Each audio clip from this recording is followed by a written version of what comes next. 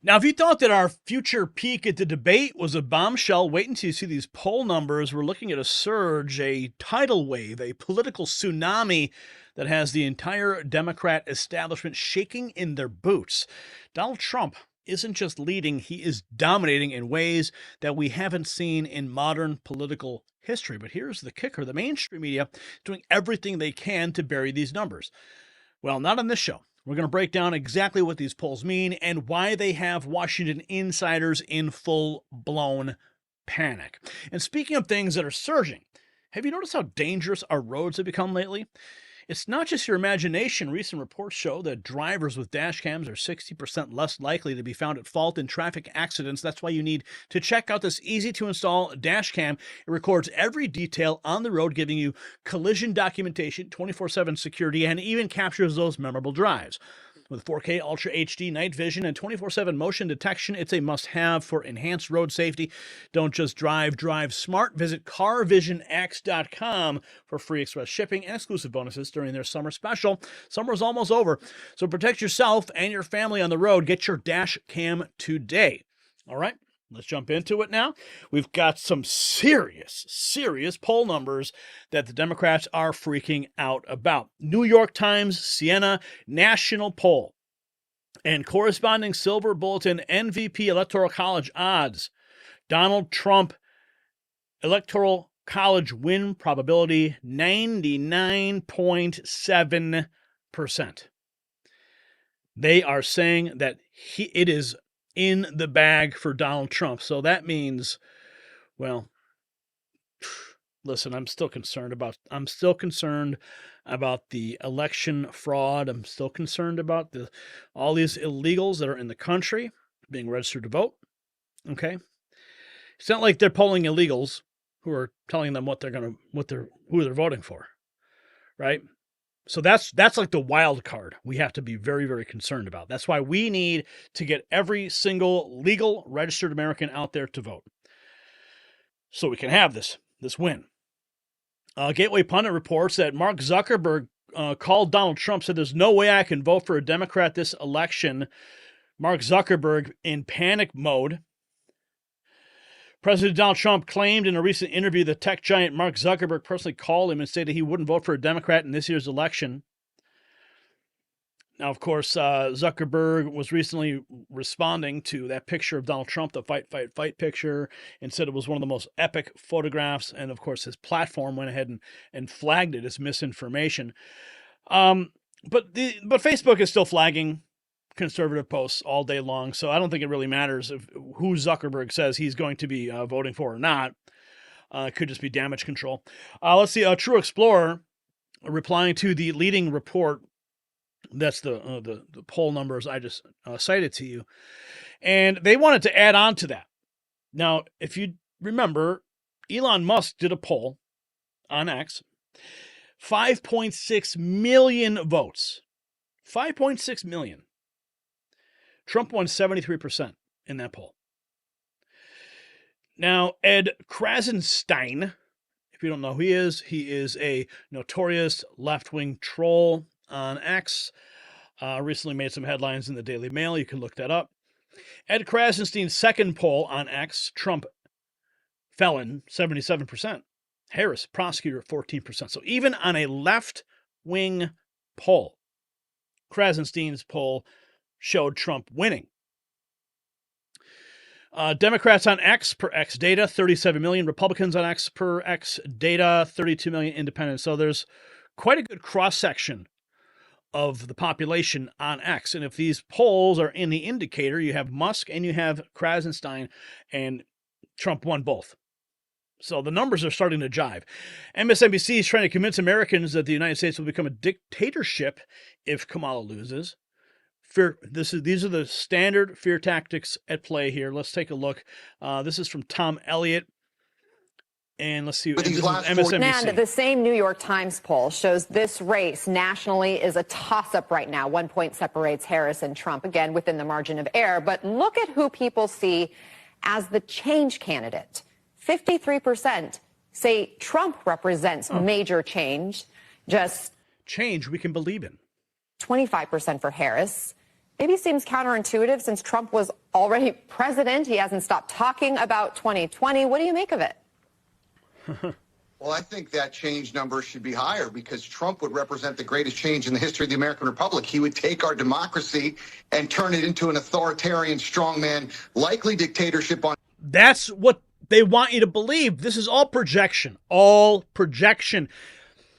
That's what Joe Biden has done, weaponized the Justice Department against a political opponent. Kamala Harris talking about clamping down on misinformation, your free speech, opening the borders wide open. One, his own words, not mine. So those numbers don't surprise me. But look, I think with Kamala Harris, tomorrow's debate, you got to understand, this is the last major event before Election Day.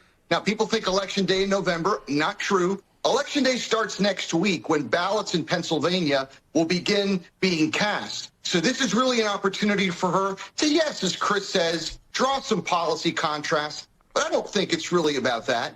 I think it's about showing that voters can trust her, that she is a credible commander-in-chief, that she is ready to assume and become president and lead our country into a stable growth. We've had tremendous economic success over these. Shut up. Enough of that guy.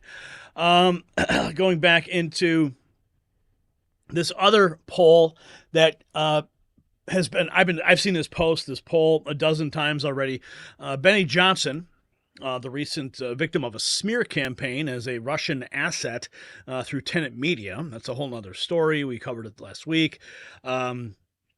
Mark Dice has done some amazing coverage. I encourage you to go look at some of his work on that topic specifically.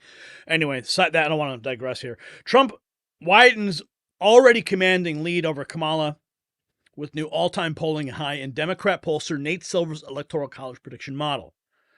Now, do you see this? Look at those numbers. Trump at 64.4% to Kamala Harris at 35%.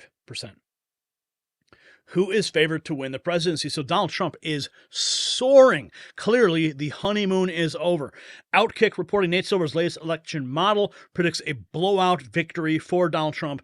Trump with 312 Electoral College votes to Kamala's 226. And this is the predicted map. Look at that sea of red.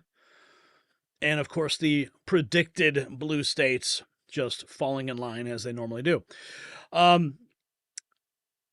Chuck Calesto, Democrat pollsters' newest numbers have Donald Trump crushing Kamala Harris nationally, adding another serious blow to the campaign just one day from the debate. Let's take a look at their analysis of the Nate Silver forecast we just shared with you on Fox. Poll was Trump at 63.8%, Kamala Harris at 36%. He's been right. He's been wrong in the past. What do you think?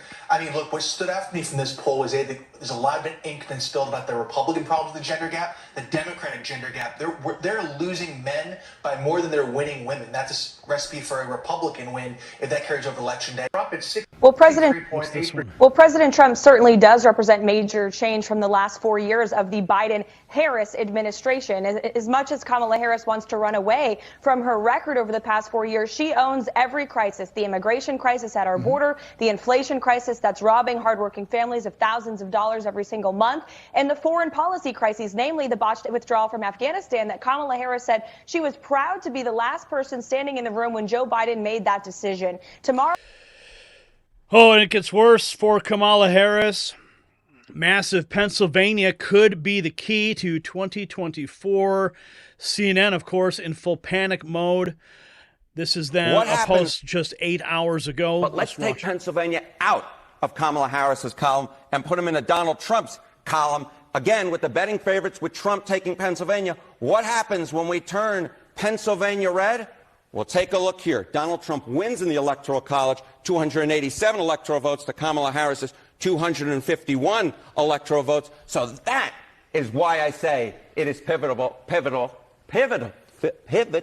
Yeah. It is so important. It's worth adding letters. I will say it's worth adding letters. I can't even get it out. The bottom line is it is so important. This state is very, very important. You important data people like to call it a tipping point state. It looks like Pennsylvania could be the tipping point state, which means the one state that will decide the election. Now, if it is in fact the tipping point state, is there any elected official in Pennsylvania who may have been on a ticket that might have made a difference? Well, this was the great question when Kamala Harris was making her VP selection. Who should she select? And, of course, folks like myself thought that she should take Josh Shapiro, of course, as the governor of the great Commonwealth of Pennsylvania. Why? Because his approval rating is 59%. And the bottom line is, if Kamala Harris loses in the state of Pennsylvania, and that is the tipping point state, as Mr. Berman put it, the state that put Donald Trump over the top in the Electoral College, there are going to be some real questions as to whether Kamala Harris should have chosen Josh Shapiro, given how popular he is in the Commonwealth of Pennsylvania. Could she have been a winner if she had chosen him instead of... Well, we all know why she didn't pick him. Okay, continuing on. Okay, this is the head Rasmussen pollster, Mark Mitchell, going deeper into the polling data, suggesting Trump is on his way to winning the popular vote, not just the Electoral College. Let's listen in here. And that as completely 4.5 points. And you agree with that algorithmically and from a structural basis, and that Trump may be on his way to winning the popular vote? There should be no complacency after especially what everybody saw in 2020, because again, Biden comfortably 4.5 points nationally won the national popular vote, but he only won by 120,000 votes in 4 swing states. Same thing could definitely happen if people aren't paying attention and watching. But I went into the swing states and polled them in the middle of August, right in the middle of all the Kamala momentum, and Donald Trump was basically in a statistical tie. Now, there's a couple reasons why I think my state polling still leans a little bit too left. We were on average about 6 or 7 points too left in 2020. It happens. It's hard to poll states. But how's that for what everybody calls a right-wing pollster? So I corrected for, on average, about 4 points of that. I still think if everything holds up, apples to apples, I'm probably still, 2 points-ish too left on the swing states, right? But if the race is really moving back towards Trump right now and it bears out in the swing states, that's Trump winning most of them, which I think it's very reasonable to see, right? Like Arizona, Georgia, Nevada, if Arizona goes. Arizona and Nevada have been positive Trump every single time I've polled this entire cycle. Pennsylvania was tied again in the middle of August, in the middle of the DNC. So I think all of the swing state data I've seen personally validates that. But it's hard to make those assumptions if you're looking at the entire industry at large, because there, quite frankly, have been suppression polls. Are all of them? No, I do not think New York Times Siena is a suppression poll. I think maybe they're a little too left, but I look at their crosstabs and it looks like a real poll. But then I look at, who was it last week? ABC News, the people that kicked us out of the 538 aggregate. They had a sample where Trump had a 33% favorability and Kamala Harris had a 46%. Trump was underwater 24 points, and she was a net positive at +3. So in that poll, they gave, they put 27 points of thumb on the Donald Trump scale, because in my most recent polling in the middle of August, they were kind of tied from a favorability perspective, again, at the height for her. So there's stuff like that out there, and those are the polls that you see that are Harris +4. Here's where people should not get complacent, right? I think Trump's going to win this. I think Trump's probably going to win, maybe if everything holds up, the national popular vote. The problem is the House and the Senate are not a given. Now, Montana looks like it's going for he. I think that's a got to win for them. But seriously, every single Republican candidate in a battleground state is trailing Donald Trump big. And I think the generic ballot across every single battleground state was lower than the Trump lead. So, the complacency, right, where that's going to translate itself to is what kind of asymmetry happens in electioneering and momentum and get out the vote efforts. So, yeah, the energy level's got to stay high. It needs to stay high. Donald Trump, it's clearly right now at New York Times Siena National poll, 99.7% win possibility. So, but don't get complacent. Do not get complacent. Now, these poll numbers aren't just statistics. They are a wake-up call. They are telling us that despite all the attacks, all the lawsuits, all the attempts to silence him, Donald Trump's message is resonating more than ever. But here's the thing. Polls don't win elections. Votes do. So while these numbers are encouraging, they are also a call to action. If you want to see these poll predictions become reality, it's time to get involved. You got to spread the word to make your voice heard. The future of America is in your hands.